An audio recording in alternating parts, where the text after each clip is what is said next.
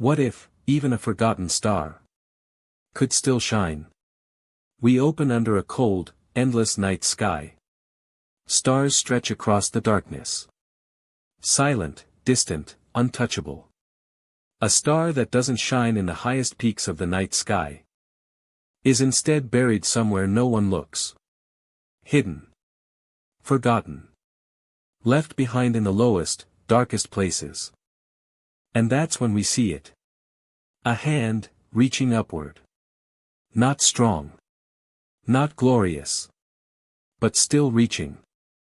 Then, our main character. A boy, beaten down, surrounded by nothing. Yet his eyes. They shine. Because even down here. Even in the dirt. He is still. A star. If it wishes to shine, it embraces light in its heart. We fade into a quiet town at night. The sky is filled with stars.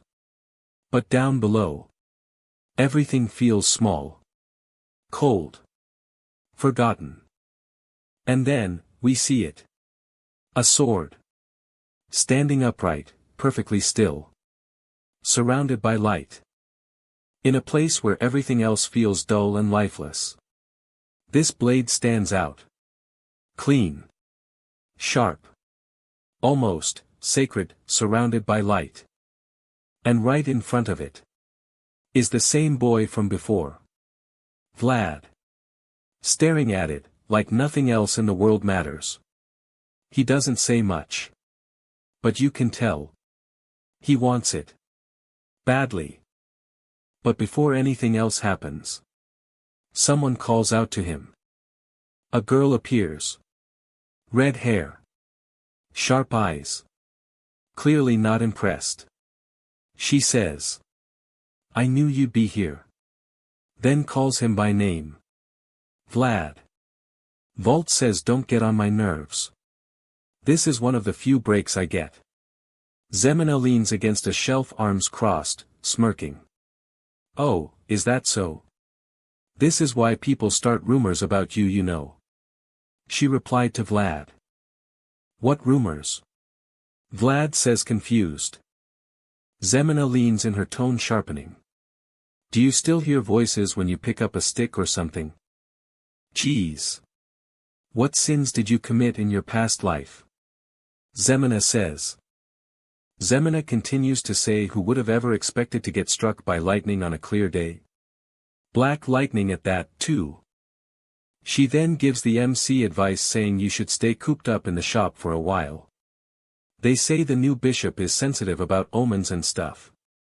He used to work as a heresy inquisitor. If he sees anyone suspicious, they're going straight to the stakes to be burnt. Vlad says, "Ugh, why did you have to tell me something like that?" Zemina replies, "I'm worried about you." Zemina continues, "You're well aware that a lot of people saw you get struck by lightning. Everyone's talking behind your back already. You should quit just standing around like that, spacing out." Her voice drops. "What if the church takes you away?" she says. Vlad replies, "I'm not gonna be dragged away just for staring at a sword for a bit." Zemina's eyes narrow, she's not letting this go. "How expensive can it be?" "It's just a back alley blacksmith." Zemina says. "How much is it? Should I buy it for you?" Vlad mutters the price, 5 gold. Zemina's jaw drops. Anger flashes. 5 gold. That stupid metal chunk. She throws her hands up. "With that money, I can." She stops herself, exhales hard. Vlad says, "You wouldn't need to work for an entire year with that kind of money." The blacksmith storms out of his shop, face red with anger. "What? Stupid metal chunk. You damn little kids." He points a shaking finger at them. "This isn't something for some back alley kids like you." Zemina fires back instantly, arms crossed. "Then who else would buy this? It's being sold in the slums. Who else but someone from the slums would see and buy that?" "What? Old man. You little Don't you know any manners? The blacksmith sputters insulted. Zemina presses forward, voice sharp. Why are you causing all this ruckus by making a sword only knights would use? Has your time come or something? Yeah. It's because my time on this earth is almost over, you little. Why don't you just go back to your shop and wash the damn dishes, you immature little kid? The blacksmith's eye twitches. What? What did you just say to me? I'm a grown lady. A slum blacksmith who makes knight swords. A girl who won't back down from anyone. And Vlad? Standing in the middle, saying nothing. Vlad grabs Zemina's arm, pulling her back. Calm but firm. Don't get worked up about this, Zemina. He says to the blacksmith. Old man, we're leaving. Ugh. Let me go. I didn't even say anything. The blacksmith watches them leave, muttering under his breath. She's so venomous. Rotten bitch. I gave her so much food back then. I remember when you had nothing. 3 of you, sharing one blanket. TCH, damn bitch. The blacksmith looks down in surprise. Vlad's footprints are dug deep into the dirt. He'd been standing there for a long time. The blacksmith sighs, shaking his head. Saying he should focus on trying to make ends meet instead. Little kid. It'll only be harder for you if you develop dreams in this kind of place. His voice drops, heavy with experience. I know very well. That a slum kid never makes it out of the slums. So I'm gonna sell this. To someone who can make it out of here, the blacksmith said. The blacksmith stands alone in front of his shop, looking up at the sword. His expression shifts, softer, almost sad. I can't let my last work rot in a place like this. Her eyes drift from the sword to Vlad and Zemina walking away in the distance. It's just like him, they both shine in a place like this. A sweeping shot of a grand northern city, towers, banners, the Bayezid family crest. The camera pans down, past the wealthy streets, past the walls, into darkness. It is only natural for such a place of brilliance to harbor dark shadows. The slums. Mud, filth, broken crates. A woman screams. A rough-looking man grabs a woman by the hair. Kayag. You damn bitch. You dare try to scam me? The other woman struggles. How did I try to scam you? I've worked as a mercenary for 20 years. The attacker shoves her against a wall. How dare you try to sell me some fake medicine? The fight continues in the background as Vlad keeps walking. He says it's never quiet around here. The thug calls out to Vlad, you candlemaker. The thug says, great timing. Pointing at Vlad. Go bring madam over. Vlad replies, in order to meet our madam. You need to pay in gold coins, not silver ones. The thug replies, you want gold when you run the business like this? Bring your mom if madam's not here. Vlad's face tenses, clearly having had enough of the thug. The candle that measures time, that was a fraud, right? Why did it burn all the way down before I even did anything? Vlad shrugs, completely unbothered. How were you gonna have any fun with just a 5-minute session anyway? He waves dismissively. Saying, go rub your wife's ass if you don't have money.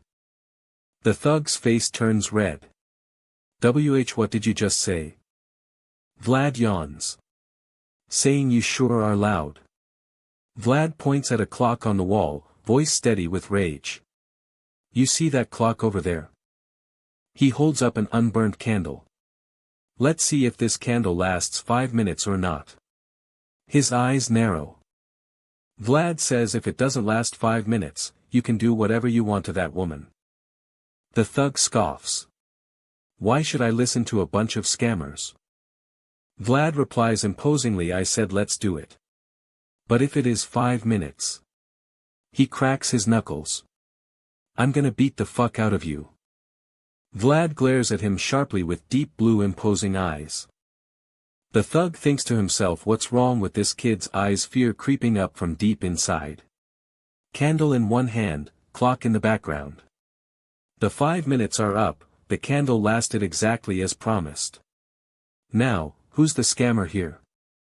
The thug cowers, silent. The thug says surprised, not paying attention to the time. Shit, what was the time earlier? And then we hear it, Vlad says, Mr. Vlad swings, a wooden sword smashing the thug across the face. The thug screams, Queergy. That was 5 minutes, you son of a bitch. Vlad does a spinning kick. The thug screams again, K. Vlad locks himself in a room alone with just him and the thug. Vlad looms over the thug, fist raised. You're dead. He swings, the thug takes another hit. The thug screams, HR. The thug raises a hand, begging. W8. Vlad says, you're the one who tried to scam us. He mocks the thug's earlier words. And what? Bring my mom? Another brutal punch lands. Outside, the thug's screams are heard, Keiki. K.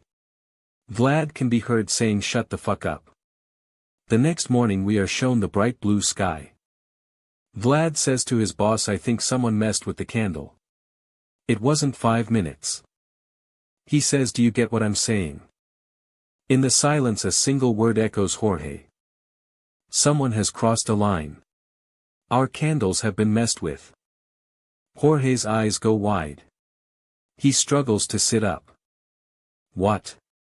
Who dares? The madam comes in saying, who dares mess with our precious candles? We'll have to find out. Vlad replies. Of course. The madam says. You look for them. The madam says, pushing all the work onto Vlad. Vlad replies, how am I supposed to find the culprit?